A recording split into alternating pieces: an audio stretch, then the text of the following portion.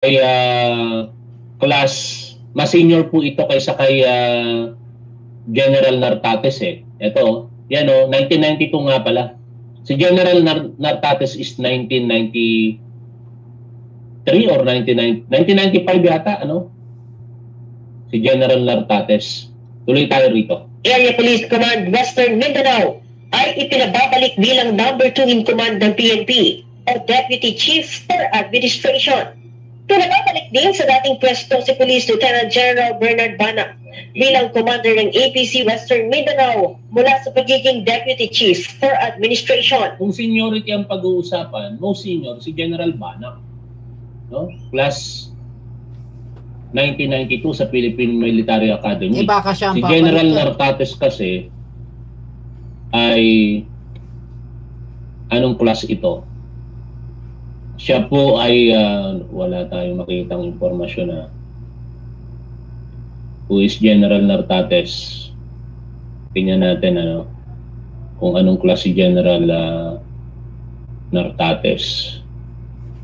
Pero wala akong makita rito eh. Ako, palagay ko ha, sa opinion, kung class 1993 siya, sa opinion ko lang mga kababayan ha, ito lang talaga.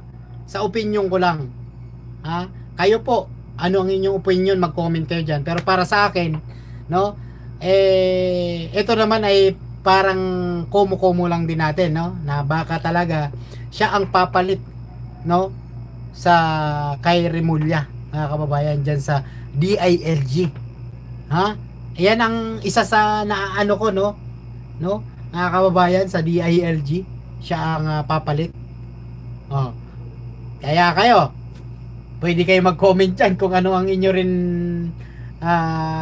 komo-komo dyan, ha, kababayan. Ha? Kasi yan lang ang isa sa nakikita ko, mga kababayan, na kaya biglaan ito, no, sinibak, no, isa yan sa nakikita ko na baka ay yung NBI rin, no, kasi yung director ng NBI, mga kababayan, isa rin yan po sa, di ba, na ano, yan, dalawa, mga kababayan. Yan lang ang nakikita ko, mga kababayan, ha. Oh, kaya kayo, bahala kayo dyan, mag-comment din kayo kung ano ang inyong masasabi, mga kababayan. Kasi sa usaping yan, marami talagang sumasagi sa isipan natin kung bakit nga ba masisibak ito, na alam naman natin na wala naman siyang ginawang masama, no? Bagkos napakaganda po ng kanyang mga ginawa, mga kababayan. Oh, ito na yung talagang matindi dito. Oh, DILG or NBI. Oy, tama kayo, si Raimundo. Parehas tayo, ha. Si Raimundo, parehas po tayo, no? Baka DILG or NBI. Andyan lang yan sa dalawa, mga kababayan. Oh, pakinggan pa natin to para mas malinaw. 95 eh. No? But anyway, sa lahat kasi ng mga nakaupo ngayon na general sa PNP, ito na ang pinaka-most senior, kung hindi ako nagkakamali. Si General Bana. At inilagay siya bilang second in command, considering na si General Torre ay Chief PNP. Kahit class 1993 yan sa PNPA, ay siya talagang pinakamataas ang katungkulan, ma-disregard yung seniority. Ngayon, pag-usapan natin, mga tol, ano ang mangyayari dito kay General Torre. Sa aking pagkakatanda, ang pangyayari po na ito ay nangyari na panahon ng dating Pangulong Corazon Aquino, no?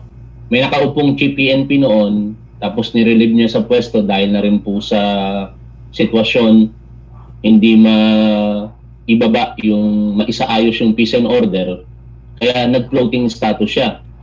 Hindi naman pwedeng magkaroon po ng dalawang 4-star general sa PNP, no? Never na mangyayari na at the same time may dalawang 4-star general sa Philippine National Police. Alam naman po natin na ito pong si General Torre ay 4-star general. At ang possible na sumunod sa kanya, malakas ang ugong talaga na dapat nga ito daw yung naging Chief PNP ayon sa kampo ng iba, si General Nartates. Hindi pa pwedeng nakaupo pa bilang 4-star general